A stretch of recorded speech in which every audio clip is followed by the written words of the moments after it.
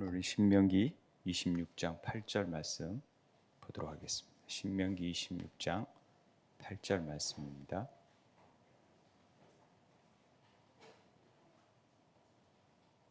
신명기 26장 8절 말씀.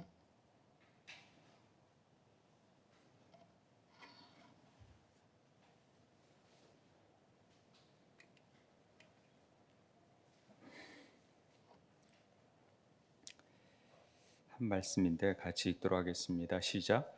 여호와께서 강한 손과 편팔과 큰 위엄과 이적과 기사로 인도하여 내신. 다시 한번 읽겠습니다. 시작. 여호와께서 강한 손과 편팔과 큰 위엄과 이적과 기사로 우리를 애굽에서 인도하여 내시고. 아멘. 우리가 지금 10번째 히브리어 10번째 글자네요. 알렙, 베트, 김멜, 달렛, 해, 바브, 자인, 헤트, 테트, 요드. 이 10번째 점같이 쉼표같이 써여져 있는 글자가 요드입니다.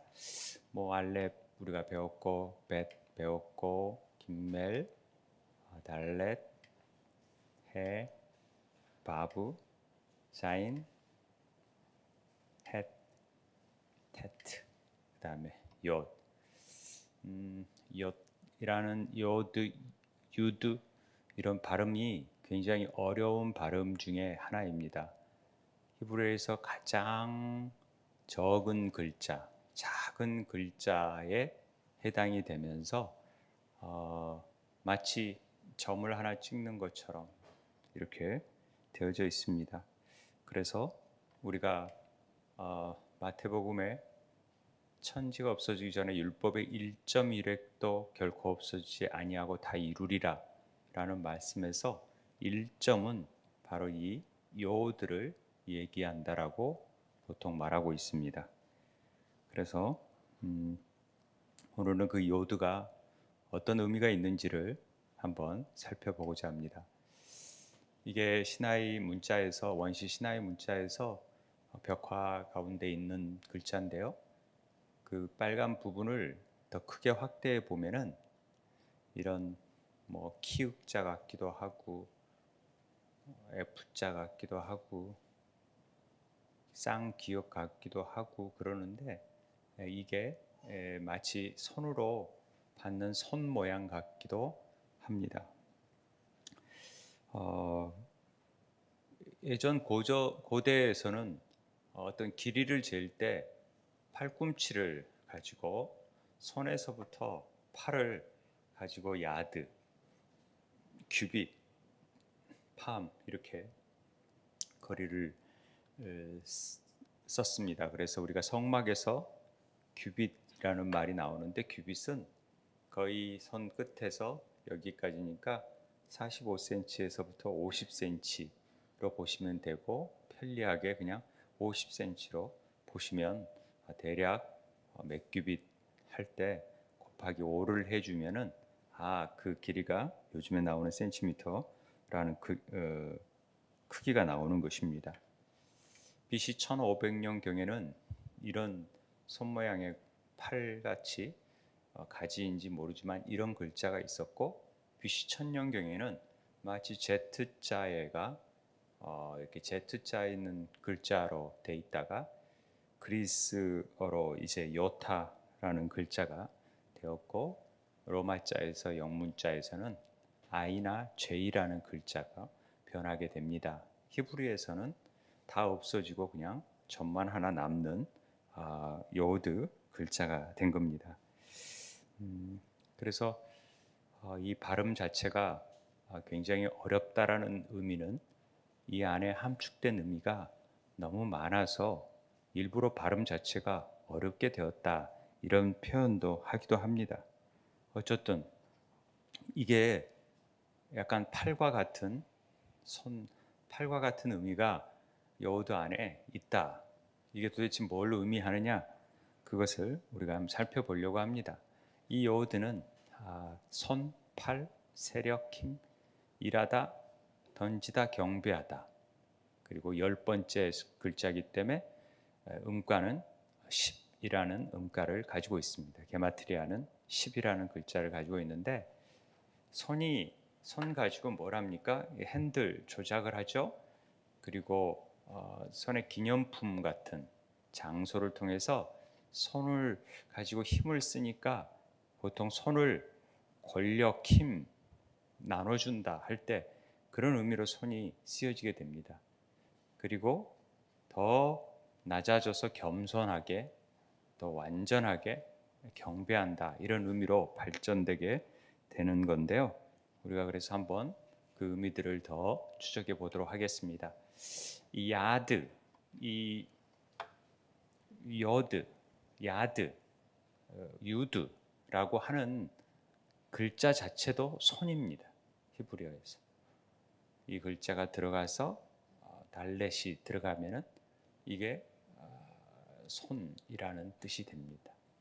무언가에 팔이 닫혀 있는 문에 향해서 나아가는 어떤 손의 의미를 손이라는 글자가 이게 히브리어에서는 야드, 요드, 유드 이렇게 발음하게 되는데 이 요드라는 그러니까 글자 자체가 손을 의미한다 이렇게 보시면 되겠습니다. 사람의 팔과 손을 상징하는데요. 출애굽기 13장 3절에 보면은 모세가 그 백성들을 이끌어낼 때 여호와께서 그 손의 권능으로 너희를 그곳에서 인도해 냈다라고 합니다. 그러니까 손을 가지고 능력을 통해서 이끌어냈다라는 표현으로 나옵니다. 그리고 출애굽기 15장에서 여호와의 주의 오른손이 권능으로 영광을 나타내 주시옵소서. 주의 오른손이 원수를 부수나이다 해서 이 주의 오른손은 능력의 손, 구원의 손, 약속의 손 이런 의미가 되어져 있습니다. 그래서 손과 권능은 아주 밀접한 관련을 가지고 있습니다. 신명기 우리가 읽었던 26장 8절도 여호와께서 강한 손과 편 팔과 큰 위엄으로 이적과 기사로 우리를 애굽에서 인도해 내셨다라는 말은 그의 손이 능력이고 위엄이고 이적이고 기적을 보여줬다라는 표현으로 이렇게 말하고 있습니다. 성경에서 손은 하나님의 권능을 의미하고 하나님의 권능은 또 다른 진리를 얘기하고 있다라고 볼 수 있습니다. 그래서 고린도후서 진리의 말씀과 하나님의 능력은 같은 의미로 나타나게 됩니다. 그래서 표현하고 있고요. 우리가 잘 아는 이사야서 41장 10절에 보면은 두려워하지 말라 내가 너와 함께함이라 놀라지 말라 나는 내 하나님이 됨이라 내가 너를 굳세게 하리라 참으로 너를 도와주리라 참으로 나의 의로운 오른손으로 너를 붙들리라 이렇게 되어져 있습니다. 그러니까 나의 의로운 오른손으로 너를 도와주고 붙드는 어떤 능력의 손 그것이 바로 요드라는 글자 안에 포함되어 있는 의미입니다. 그래서 우편은 항상 의로움이 나타나게 되고 그래서 하나님의 권능이 나타나는 손이 되어지는 것입니다. 그리고 진리를 의미하는 손이 되어지는 것입니다. 진리편에 있게 되는 것이 오른쪽에 의미를 갖게 되는 것이죠. 누가복음 11장에 보면 그러나 내가 만약 하나님의 손을 힘입어 귀신을 쫓아내는 것이라면 하나님 나라가 이미 너희에게 임했다라는 표현이 나오지만은 마태복음에서는 그 하나님의 손이 하나님의 성령으로 표현됩니다. 그래서 하나님의 손은 하나님의 영이 성령의 권능으로 나타나게 된다라는 것을 말하고 있습니다. 그래서 하나님의 손은 어떠한 귀신과 주님의 원수인 애굽의 구조를 부서뜨리는 하나님의 구원의 능력, 권능의 능력으로 나타나는 것입니다. 하나님 나라가 그래서 임하게 되는 거죠. 하나님의 손을 펼치면. 그리고 마태는 그걸 성령이라고 표현했던 것이죠. 일반적으로 성령은 하기오스 푸뉴마라고 얘기하는데 그렇게 말하는 게 아니라 그냥 푸뉴마라고 여기서는 원문은 그렇게 되어 있습니다. 푸뉴마는 영인데 하나님의 영을 힘입어서 그렇게 된다라는 거죠. 그러니까 하나님의 영은 예수 그리스도의 영이고 그것이 예수 그리스도의 진리를 의미한다라는 것을 우리에게 가르쳐 줍니다. 요한복음 6장 63절에 보면은 내가 이르는 말이 영이다 이런 표현을 자꾸 제가 많이 쓰잖아요. 말이 영이고 생명이에요. 그러니까 그 영, 권능을 의미하는 이 요드는 예수님의 입에서 나오는 모든 말씀, 예수님의 영과 생명이 바로 하나님의 권능이고 그분의 말씀, 그분의 영이 임해야지만이 더러운 귀신을 쫓아낼 수 있고 하나님 나라가 임한다라는 것을 우리에게 보여줍니다. 이사야서 51장 1절에서도 우리가 전한 것을 누가 믿었느냐? 여호와의 팔이 누구에게 나타났느냐? 이렇게 되어 있지만 원문은 여호와의 팔이 누구에게 나타났느냐?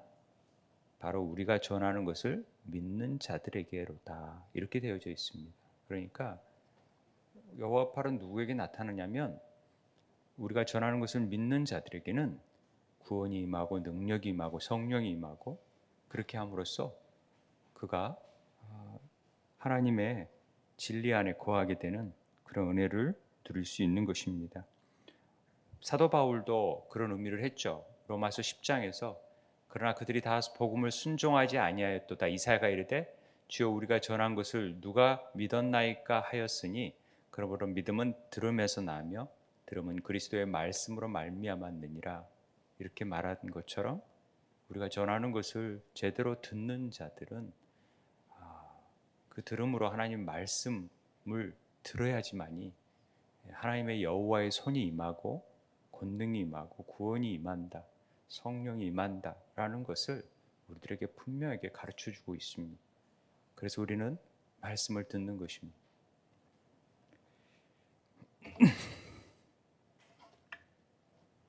요들은 예수 그리스도의 말씀을 온전히 듣고 믿는 자들, 자기의 소유를 팔아 가난해지고 낮춰진 자들, 하나님 나라의 작은 것으로 온전하여진 자들에게 하나님의 권능의 팔이 나타나는 것을 의미하는 글자입니다. 그래서 이 요드가 굉장히 중요한 글자가 되는 것입니다. 하나님의 말씀을 잘 믿으면 그게 정말 하나님 나라의 작은 것이라도 온전하여지는 권능의 팔이 임하는 그런 계기가 되는 것입니다. 그래서 요드는 모든 글자의 시작과 마침이 되는 글자다 이렇게 표현하고 있습니다. 왜냐하면 모든 글자는 이 손으로 기록하고 점에서 시작되기 때문에 이 요드 글자가 사실은 시작점이라고 보는 것입니다. 그래서 알파벳 알렙으로 시작되는 것 같지만은 사실은 다 요드로 시작이 되는 경우가 많습니다. 히브리어에서는 가장 작은 글자고 그 작은 글자가 사실은 예수 그리스도를 의미한다라는 것을 우리는 알 수가 있습니다. 주님은 가장 무한하신 분이시고 그 무한하신 분이 이 땅에 유한한 세계에 오셔서 한없이 낮아지셨고 축소하셔서 가장 작은 자의 모습으로 나타나게 된 겁니다. 우리는 손이 하는 일들이 참 많습니다. 그런데 손이 깨끗해야 됩니다. 어떤 일에서 손을 씻었다라는 표현을 쓰잖아요.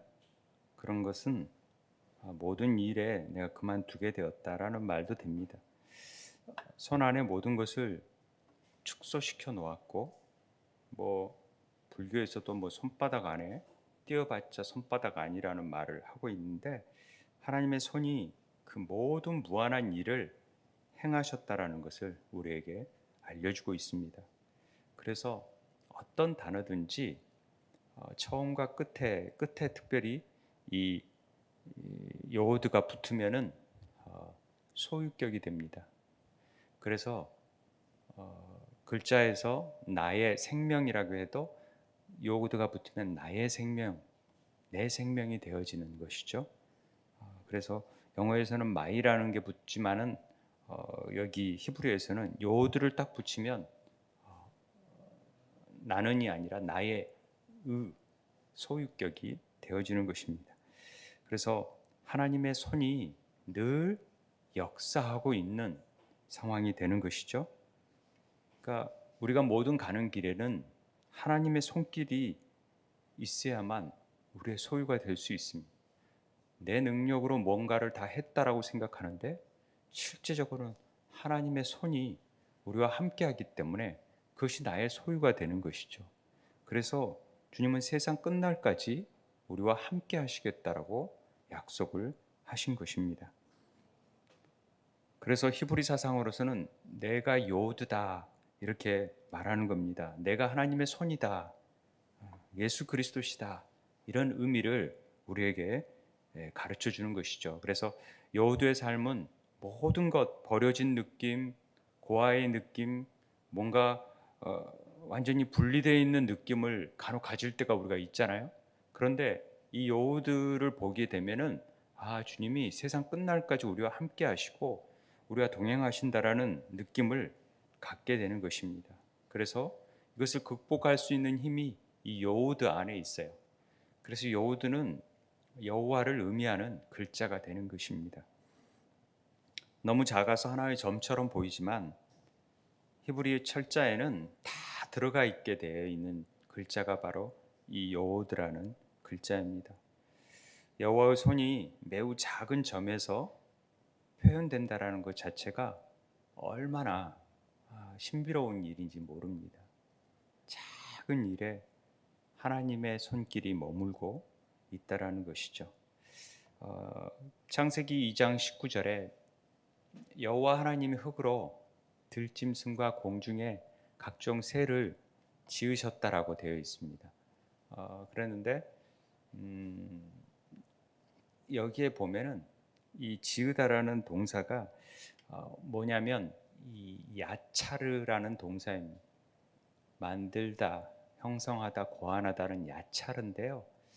이 2장 7절에서 여호와 하나님이 땅의 흙으로 사람을 지으시다 할 때 다른 것들은 지었다 할 때는 야차르를 요들을 하나만 쓰는데 원문에 보면은 토라에 보면은 이 야차르를 두 번을 사람에게는 쓴다라는 것입니다. 왜냐하면 사람을 만드실 때 하나님께서는 특별하게 양손을 쓰셔서 만드셨다라고 히브리인들은 그렇게 얘기를 합니다. 물론 사람의 이중적인 본성을 의미한다라고도 얘기합니다만은 하나님께서 그만큼 특별하게 만드셨다라는 것을 구별하기 위해서 히브리인들은 유대인들은 반드시 이 사람을 만드는 거에 따른 이 여호들을 두 번 쓴다라고 얘기를 합니다. 가장 작은 것에서는 공간의 속성이 없는 너무 작기 때문에 아무것도 없는 것 같은데 가장 본질적인 것이 그 안에 들어있다 이렇게 표현합니다. 그래서 이 여호드가 가장 작지만 가장 본질적인 것이 들어있는 그림을 나타내는 것이 이 여호드입니다. 이것이 바로 겸손과 연결되어 있어요. 유대함은 가장 작은 데서부터 출발하게 되고 모든 창조는 이런 겸손 안에서 이루어졌다라는 것을 우리에게 가르쳐 주는 것입니다. 하나님께서 유대함으로 가는 길에 자신을 드러내지 않고 겸손함으로 자신을 낮추시고 그러기 위해서 보잘것없는 신의 산으로 우리를 부르셔서 모세를 부르셔서 그 보잘것없는 신의 산이 왜 보잘것없냐 제가 이렇게 찾아봤더니 미슈나에 보면은 다른 모든 산들은 하나님의 법을 받기 위해서 싸움을 하고 논쟁을 했지만 신의 산은 절대 그러지 않았다라고 해서 굉장히 겸손한 산으로 가서 그 하나님의 법을 계명을 줬다라는 그 미슈나에 보면은 그런 내용이 나옵니다만은 어찌됐든 모세가 계명을 이스라엘을 전하기 위한 대사로 선택된 사람이었고 모세 자체가 바로 온유함에 대명사였다라는 것을 우리는 생각해 볼 수 있습니다. 그래서 온유함이 지면의 모든 사람보다 더하더라 이렇게 되어 있고, 신명기 7장 7절을 보면 이스라엘을 선택한 이유가 뭐냐면 니들이 가장 작기 때문에 이스라엘을 택했다 이렇게 표현하고 있습니다. 그러니까 하나님은 정말로 작고 겸손하고 연약한 자들을 통해서 하나님의 일을 이루신다라는 것을 보여줍니다. 야곱, 바울, 이삭 다 지극히 작은 자. 그러니까 사울은 큰 자지만 바울은 작은 자였습니다. 지극히 작은 자 중 한 사람인 나를 하나님께서 택하셨다라는 표현을 하지 않습니까? 그런데 정말 지극히 작은 자가 누구냐?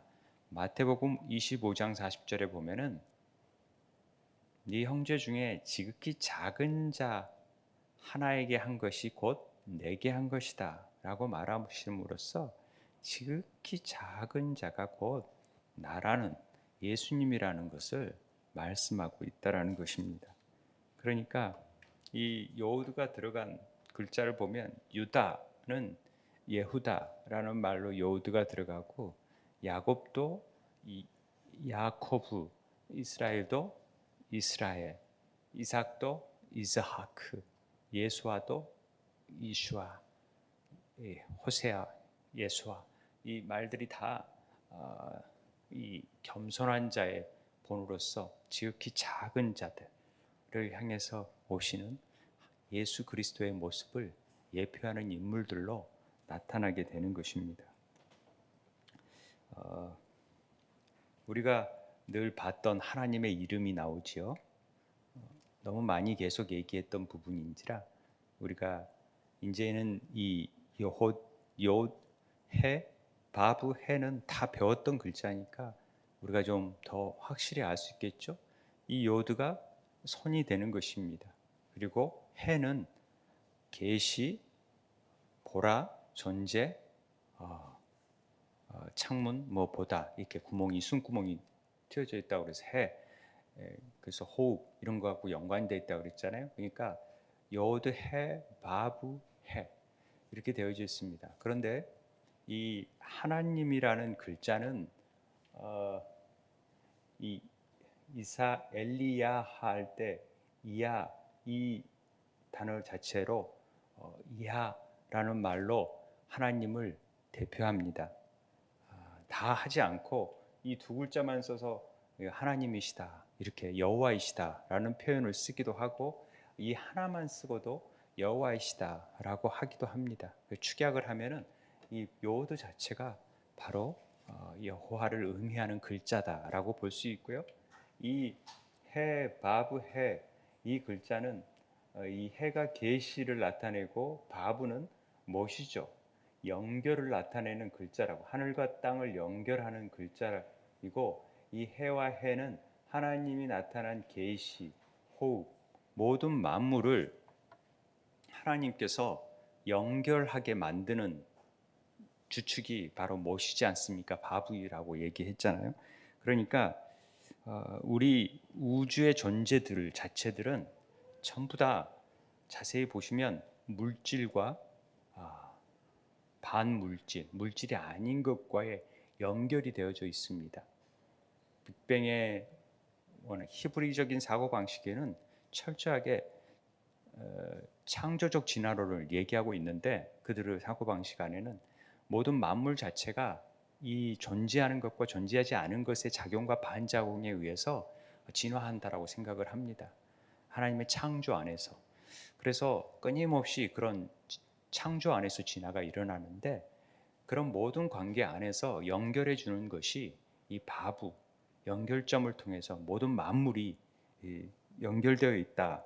그래서 이 바브가 무엇인지를 잘 몰랐어요. 그런데 영과 육을 연결시켜 주는 그 의미가 바브. 그래서 이 해, 바브, 해는 존재, 뭐뭐지다라는 의미로 이그지스트, 존재하다라는 뜻으로 나타나는 하바라는 뜻입니다. 그런데 여기 안에 하나님의 손이 있음으로 말미암아 여호와의 야훼의 이름이 되어지는 거죠. 모든 전제의 근원에 하나님의 손이 들어가 있으므로 그것이 결국은 하나님의 이름을 예표하고 있다라는 것을 우리들에게 가르쳐 주는 것이죠. 그래서 골로새서 1장 16절 17절에 만물이 그에게서 창조되되 하늘과 땅에서 보이는 것들과 보이지 않는 것들 혹은 왕권들이나 주권들이나 통치자들이나 권세자들이나 만물이 다 그로 말미암아 그를 위하여 창조되었다라는 표현을 하고 있는 것입니다. 그러니까 우리가 이걸 알게 되면은 글자를 알게 되면 정말 보이는 것들, 보이지 않는 것들일지라도 다 하나님의 손길 안에서 이루어지고 있다라는 걸 보고 히브리서 1장 3절에서도 하나님의 영광의 광채시여 그 본체의 형상이시라 그의 능력의 말씀으로 만물을 붙드시며 죄로 정결하게 하는 일을 하시고 높은 곳에 계신 지극히 크신 이의 우편에 앉으셨느니라는 표현을 하게 되는 것입니다. 존재하는 모든 것이 하나님의 손길 안에서 이루어졌다라는 것을 말하고 있습니다. 하나님의 이름이 얼마나 놀라운 이름인지를 우리가 다시 생각해 볼 수 있죠. 사실 도마가 예수님이 부활하신 후에 예수님이 부활하셨다 하니까 못 믿겠다 그랬을 때 도마에게 이르시되 내 손가락을 이리 내밀어 내 손을 보고 내 손을 내밀어 내 옆구리에 넣어보라. 그리하여 믿음 없는 자가 되지 말고 믿는 자가 되라.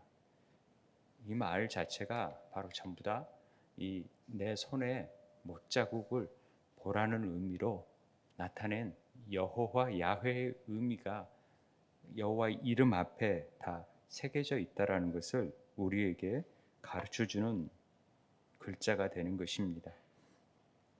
그래서 이 알레프하고 사실상 이 요드는 알레프는 일이 있고 에하드라는 하나됨이라는 것을 추구하는 일이지만은 10을 나타내는 요드는 그 일들이 충만함으로 완전히 모여져 있는 상태가 온전한 상태가 이 요드라는 글자가 되는 것입니다. 그러니까 더 일보다 더 충만한 상태, 그래서 하나님의 충만함이 나타난 상태가 요드가 되는 것이죠. 그래서 히브리서 22글자, 23글자 모든 글자 안에는 이 요드가 포함되어 있다라고 보면 됩니다. 우리가 아까 이 글자가 10이라는 게마트리아 숫자를 가지고 있다 그랬는데 성경에서 10은 완전함, 온전함, 본질의 충실함 이걸 나타내는 숫자가 10이라는 숫자입니다.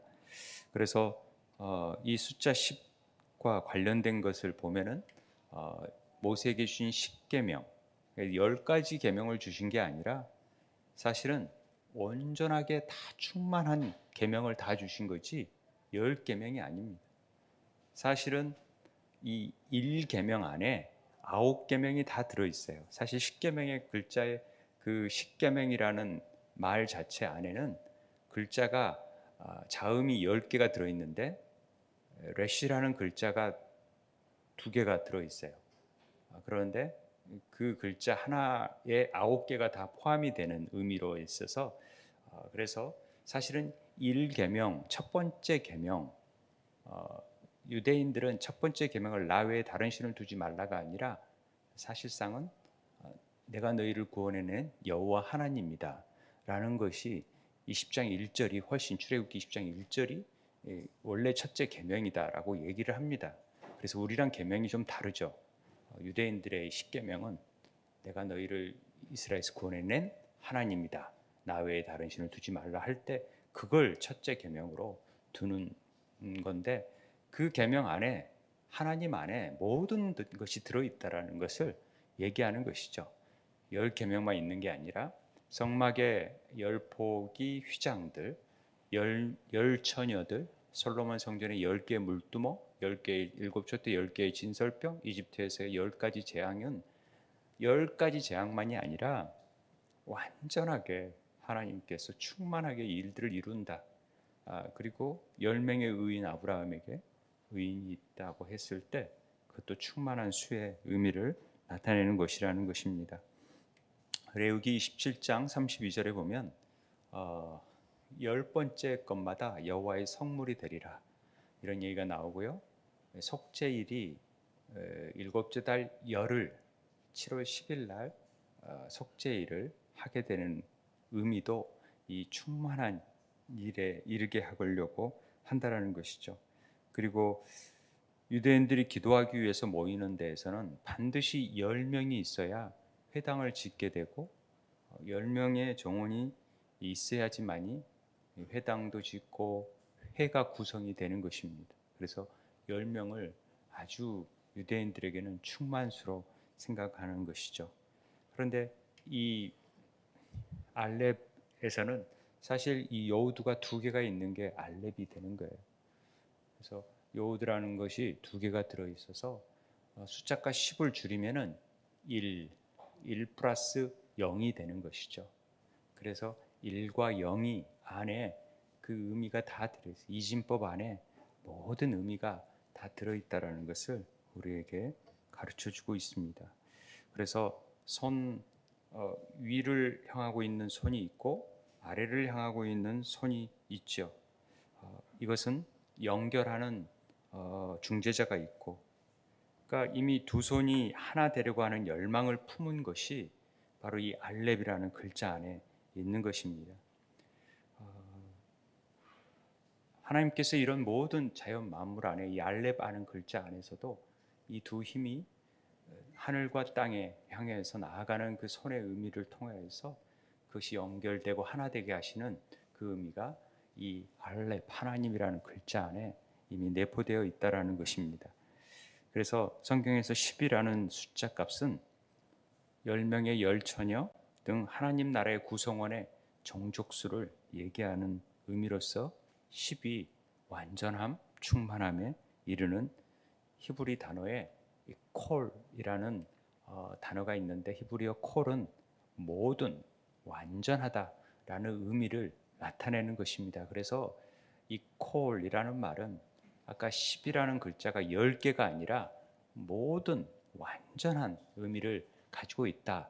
그래서 항상 이렇게 표현합니다. 그래서 성경에서 모든이란 양적인 전체를 말하는 게 아니라 항상 본질적인 완전체를 얘기하는 것이 이 10이라는 의미로 있어서, 단순히 그냥 10개 이런 개념으로 봐버리면 우리 개념하고는, 히브리 개념하고는 전혀 다르다라는 것이죠. 그래서 그래야 온 이스라엘이 구원을 받으리라. 이 온이 콜이에요. 그래서 이 헬라어에서도 이렇게, 이 히브리어에서 이렇게 받아들였는데, 헬라어로 말해 온을 이스라엘이 구원을 받으리라. 온 이스라엘이, 모든 본질적인 이스라엘이 다 구원을 받게 된다라는 말로 나오는 것입니다. 그래서 이스라엘 전체가 얘기하는 게 아니라, 제가 그랬잖아요. 본질에 합당한 이스라엘, 온전한 이스라엘, 진정한 이스라엘만이 구원을 받는다라는 의미지, 모든 그리스도인들이 아예 이스라엘이 구원받는다는 얘기가 아니라는 것도 알고 계셔야 돼요. 완전하게 본질을 추구하고 본질 속에 있는 자들이 구원을 받는다. 그래서 10명의 여인, 열처녀라는 의미가 그런 의미로 나타난다라는 것을 우리가 알고 있어야 됩니다. 그러니까 십계명도 10개의 계명이 아니라 모든 말씀, 본질적인 말씀을 통틀어 얘기하고 있습니다. 그래서 여호와께서 두 돌판을 주시고 그 돌판에 글은 하나님의 손으로 기록한 것이 하나님의 총의 날에 여호와께서 산상 가운데에서 너희에게 이르신 모든 말씀이니라. 본질적인 말씀들을 다 거기에 담았다. 십계명만이 아닌 그런 거죠. 신명기에서 너를 낮추시고 너를 줄이시고 너를 알지도 못하고 너희 조상이 알지도 못했던 만나를 먹이게 계신 것은 사람이 떡으로만 사는 것이 아니요 여호와의 입에서 나오는 모든 말씀으로 사는 것을 내가 알게 하려 함이라. 모든 말씀이 포함되어 있지만 본질적인 말씀을 이해하는 사람들을 통해서 하나님이 구원해 내신다라는 의미를 우리에게 가르쳐주고 있습니다. 그래서 성경에서 모든 말씀이란 하나님의 말씀 전체 그리고 전부를 의미하기도 하지만은 그 말씀 안에는 본질적인 의미를 추구하는 말씀이라는 것이죠. 그래서 계명과 말씀, 모든 말씀은 동일한 의미가 되어지는 것입니다. 마태복음 28장 10절에서 내가 너희에게 분부한 모든 것 자체는 바로 본질적인 계명의 모든 것들을 얘기하는 것이고, 그래서 출애굽기에서도 여호와께서 모세가 여호와께서 자기에게 보내신 모든 말씀, 이게 바로 계명이 되는 것이고, 그 계명의 본질이 하나님 사랑, 이웃 사랑으로 나타나게 되는 것을 볼 수 있습니다. 마태복음에서 영생을 추구하는 청년이 나오잖아요. 부자 청년이 내가 어떻게 선한 일을 하여야 영생을 얻으리이까? 무슨 선한 일? 예수께서 이르시되 어찌하여 선한 일을 내게 묻느냐? 선한 이는 오직 한 분이시니라. 내가 생명에 들어가려면 계명을 지켜라 그러잖아요. 그런데 어느 계명이오리까? 예수께서 이르시되 살인하지 말라, 간음하지 말라, 도둑질 말라, 거짓 증거하지 말라, 내 부모를 공경하라, 내 이웃을 내 자신과 같이 사랑하라 하신 것이라 그랬다라는 것이죠. 다 지켰다라는 것입니다. 자기는 계명을 다 지킨 것 같다. 그런데 그 청년이 내가 이렇게 지켰는데 아직도 무엇이 부족합니까? 그랬을 때 예수께서 이르시되 내가 온전하고자 할진대 가서 내 소유를 팔아 가난한 자들에게 주라. 그리하면 하늘에서 보화가 내게 있으리라. 그리고 와서 나를 따르라 하시니, 이런 말씀을 하시잖아요. 소유를 팔아 가난한 자들에게 주라는 것은 자기 소유, 즉 자기를 부인하고 가난한 자들과 같은 본질, 심령이 가난한 자가 되어지라는 것을 얘기하는 것입니다.